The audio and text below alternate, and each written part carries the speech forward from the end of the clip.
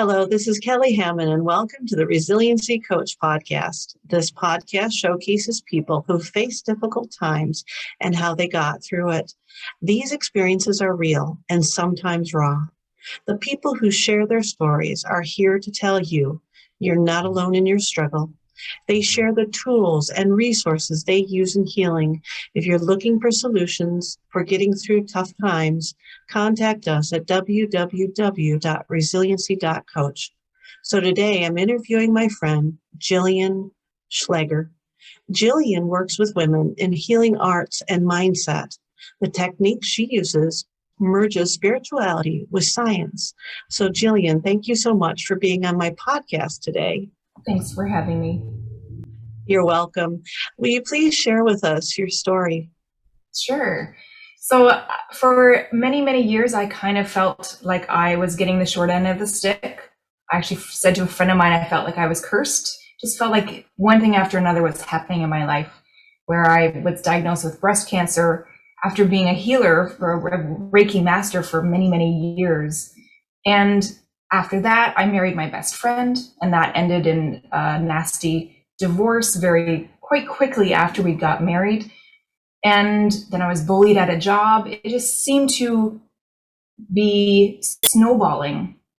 And as a healer, I really took time to sit into what is this creating? What is going on here? What can I create from this? And after the cancer diagnosis and that whole rigmarole, it was such an interesting process that I went through personally with my body. As a healer, I could sit into that experience and really dive into what was going on, what was that creating, and what was that destroying from my past. And I merged many different healing modalities together so that I could come to a realization and work with my body and my subconscious mind to heal what was going on so that I could help myself to create a better existence. So I wasn't having a very good go of it. I was very depressed. I was anxious. My confidence had hit rock bottom. And so I used these tools, and now I use these tools and teach them to others so that I can have a better life, because I believe that we're not here to suffer. I believe that we can create a better existence for ourselves and others. So it sounds like your story starts off with a diagnosis with breast cancer. And did you get married before or after the diagnosis? After. After, okay. And did you have cancer while being married to your best friend? No. Okay, so it was after the diagnosis and after you had been healed or in remission, is that correct? Right. They never actually said the word remission to me, but because they labeled me as quite young when I was diagnosed, even though I was 36, in the cancer in the medical world, they believe that is very, very young to be diagnosed with that stage of breast cancer. But I think that's why they haven't said cured or in remission to me, because there's unfortunately the likelihood of it coming back is very, very high. So they don't like to say that to cancer survivors when they're that young. But I believe that I'm fully healed and in remission. Yeah. That's awesome.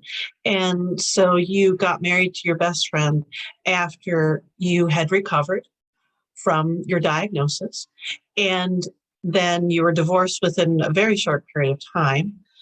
And then were you being bullied at the same time you were being divorced, or is that a separate time frame? It was, yeah, my husband and I had bought this beautiful dream house of ours.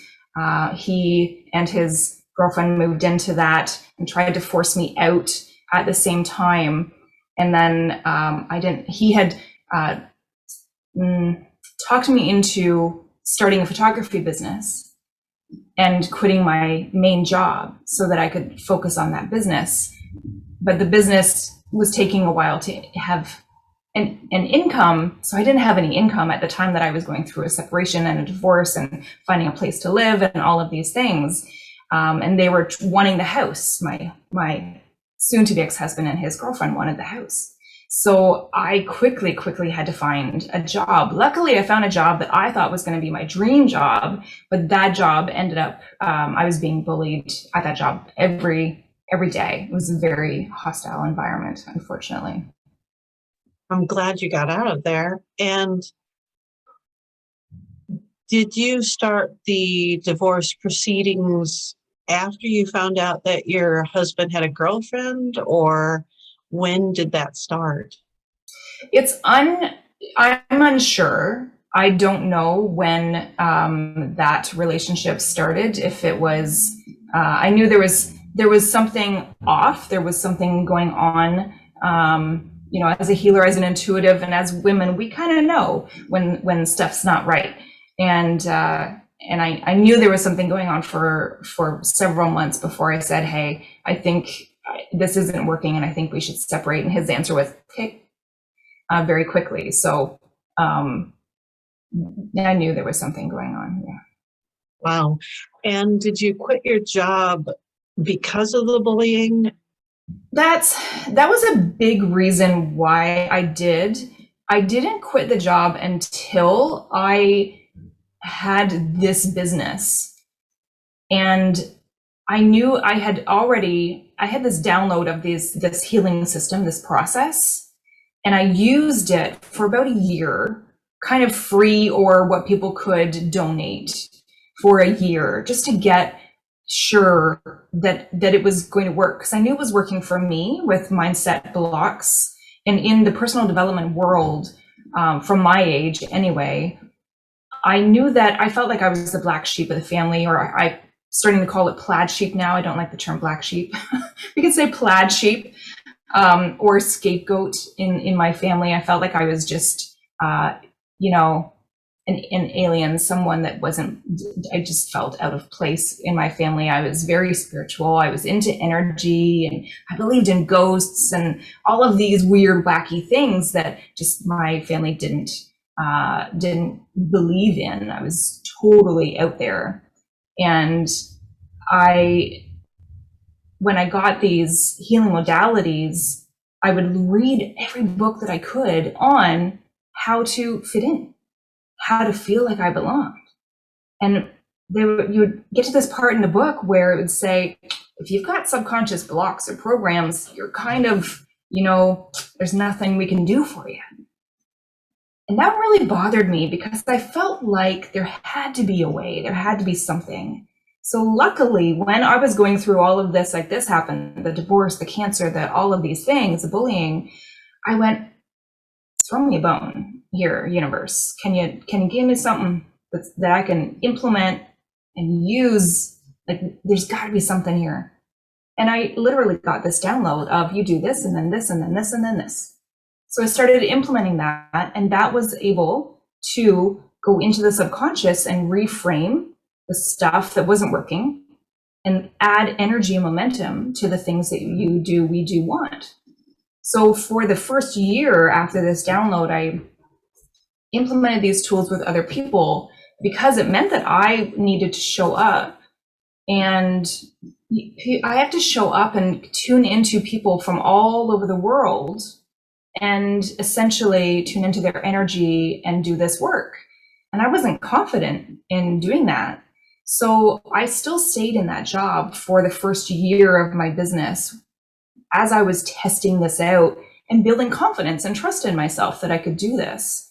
Because after we go through a lot of turmoil, our self-trust is kind of in the toilet. We don't feel confident. We don't feel good about ourselves. We don't feel like we can trust ourselves. So I did try it out, and I felt that I was confident.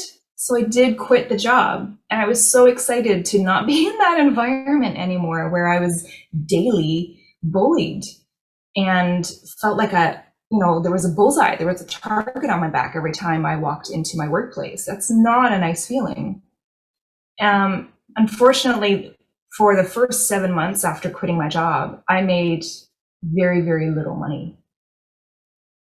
And that was because of the confidence. I was not confident in myself. I was confident in the tools. I knew they worked, but I was showing up in my business and I didn't trust myself. And nobody ever told me, hey, Jillian, you can actually make your own money. Nobody ever said those words to me. We're taught that money has to come from an outside source. We raise our hand in public school to go to the bathroom. We're taught you have to go and get a job, and you have to stay in that job, even if you're bullied, even if you don't like it, even if it doesn't resonate with you as a spiritual being. Suck it up, princess, and go to that job. That's what we're taught. And that wasn't acceptable anymore in my life. And after dealing with things like cancer and a divorce and going through all of those things, I went, you know what? My life is valuable. And I don't want to spend my valuable time in a job where I am visibly diminished every single day. So to me, it almost sounds like the concept of burn the boats. And in essence is what you did. How, give me more about that concept. Is burn the boats or burn the ships is actually what it was. Yeah. And I have a love-hate relationship with that terminology. And I've had several clients since then who have said, yeah, that's what I'm going to do. And I've resisted. This is a personal journey for us all. One of the tools that I really love teaching people is muscle testing. And you can tune into and muscle test yourself to see if that is the best advice that you can give yourself, the best decision to jump into something without having any safety. There was no safety net. I knew that I needed to do that. I needed to do that because I really had to look hard at my lack of self-trust, essentially my lack of self-love. I didn't have that love or confidence or trust in myself, and I needed to jump off the cliff without a safety net and without a parachute, and I needed to begin to trust myself. That was my journey. So when you jumped without the net, how are you housing yourself, feeding yourself and such? Yeah, I really wasn't. There was no money coming in. Any money that came in, I had to feed the fur babies that I have. So it took a hit. And that's part of the learning process as well, because especially like I work with entrepreneurs all the time. We deal with a lot of money stuff, money trauma, money blocks, money rules, money stories. And that was a really big lesson for me, is if we're not taking care of our body, money is for our body. Money is not for our mind. Money is not for our energy and our spiritual essence. Our spiritual essence does not care about money at all. Money is for our physical comfort. So if I wasn't putting a price or ownership or value on my physical body, on my physical comfort, then money was saying, oh, well, you don't really want me then. So that was a really valuable lesson as well. Just all of that. I would not wish that on anyone, to go through that, to jump without a safety net. I really would love for people to do muscle testing. It's really, really super easy to do, and to really tune into what is their best journey and how can they be more comfortable. How can this be easy for me? How can I have more ease and comfort in my life as I go through this journey? And you said at first it took a while to be able to get your first paying customers and such. And you said it was due to a lack of personal confidence, not in the modalities, but in you as the individual. So how did you get that confidence? It was really, one, trial and error, but two, it came down to my clients. The clients' results and their wins, and then coming back to me saying, Jillian, you've changed my life. That, the first or second one was like, oh, well, that's just, you're just being nice. And then it started happening more and more and more and more. And I started to trust that, oh, we're actually, you and I, and this healing modality and these tools, we're actually changing something here. This is actually really, really powerful.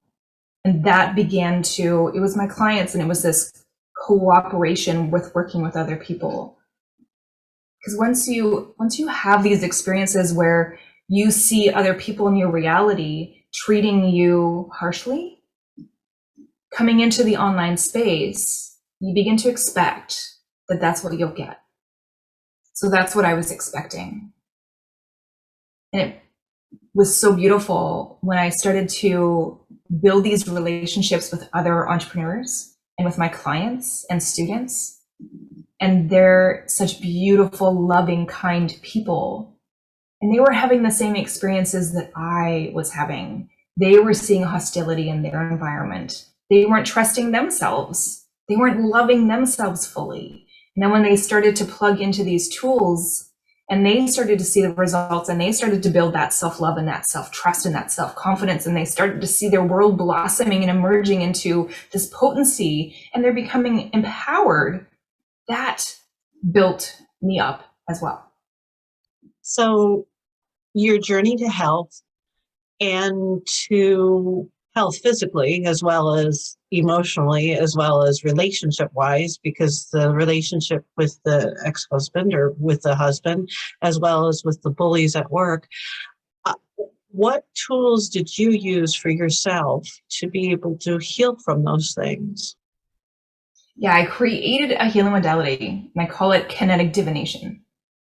And this is based on the main component, the foundation of it is applied kinesiology, which is muscle testing.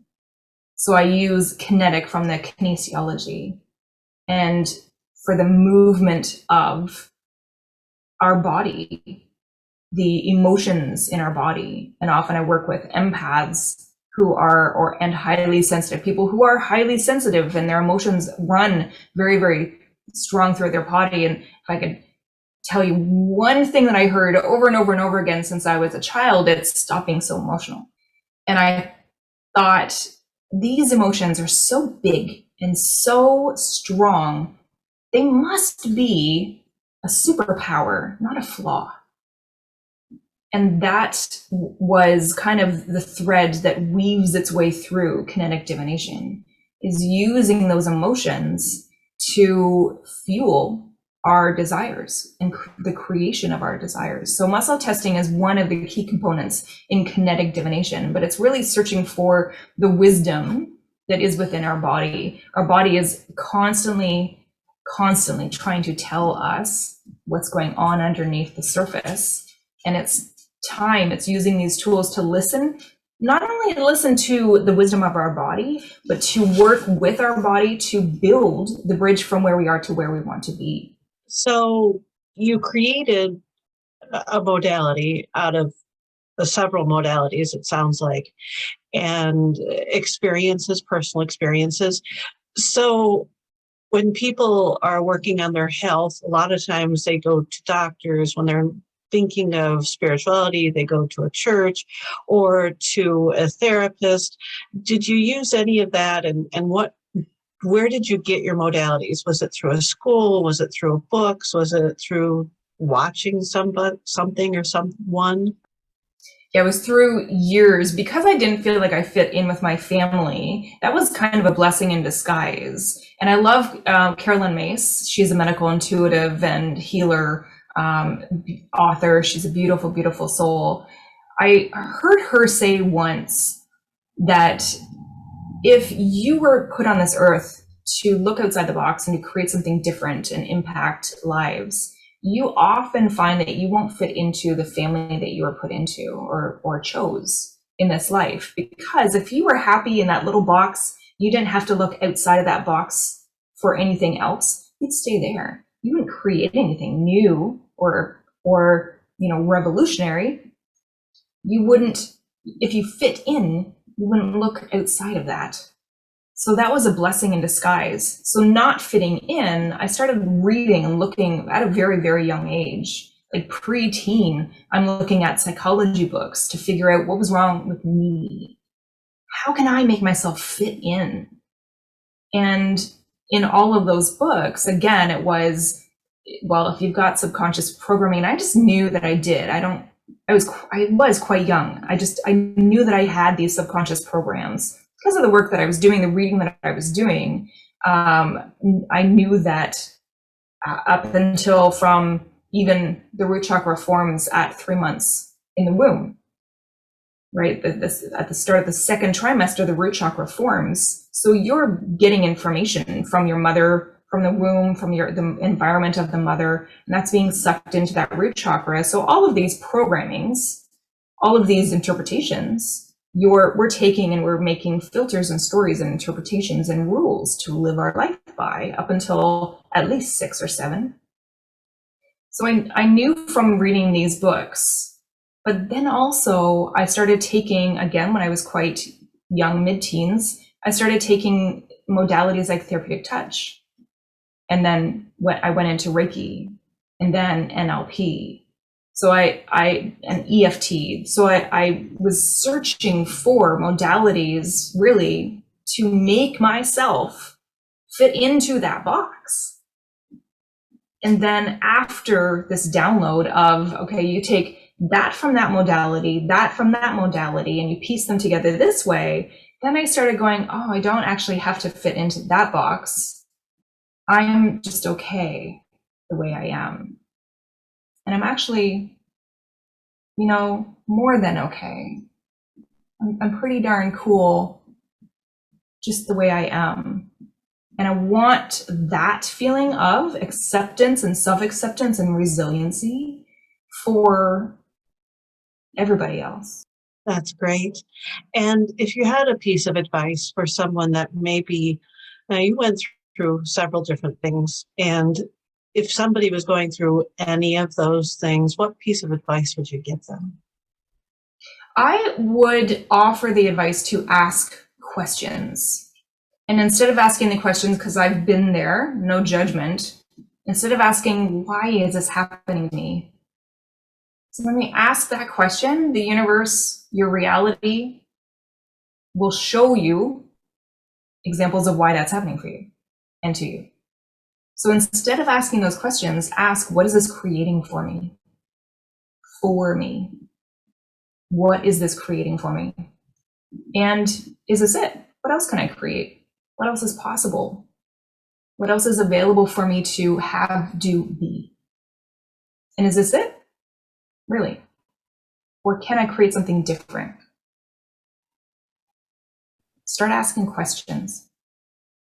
Great advice. Questions are important to ask, and it's our right to ask those questions, whether it's through modalities also, which one will work best for me, and that there's many different ways of approaching our difficulties and struggles, and there isn't just one way. Like you said, there are many unique ways because everyone is unique, and it's good to know that there are many different ways that if one way doesn't work, there are other ways too. So those are great questions to ask about, what is this giving me? I think really it's important that we see our reality and maybe the turmoil and the struggles that we're going through as something that can create something for us. And if we're stuck in, I call it a rabbit hole, if we're stuck in the, the story of this is happening and that's happening, that person's doing this to me. If we're stuck in that, we're giving our power and putting it in that situation or that person or place or thing. And if we take our power back and we start asking those questions and we start seeing what, instead of focusing on, the anthill that we don't like, focus on the path that's in front of you and really begin to create the vision in your mind of what you want to create. If it's 5 minutes from now or if it's 5 months from now, it doesn't matter. Keep your focus on where you're going instead of the people around you or the even if the sky's falling, if we perceive the sky to be falling, ignore it and focus on creating that vision of the life that you desire to have, do, and be. Excellent advice. I love it. I love the analogy of the rabbit hole. And that we can take back our power and we can create our future. And it's within us. We have everything in us that will make anything possible. Yeah, sometimes those things seem bigger than we are. You know, cancer was such a big word for me to hear, and it's scary. It's very, very scary, and I don't want to minimize or diminish what anyone's going through, because it can be a really scary experience no matter what you're going through. And some people it's cancer, other people it's a breakup or a divorce, or just a bad day. Sometimes bad days seem really, really big, and we can just honor yourself, but just know that you're not given more than what you can handle. Just trust, and just keep saying to yourself, hey, I've got this. I've got it. I like that. I've got this. My own mantra is, I can do this. I've done things like this. I can do anything. It's okay. Just keep on going. Love it. Yeah. If somebody wanted to get in contact with you, how would they do that?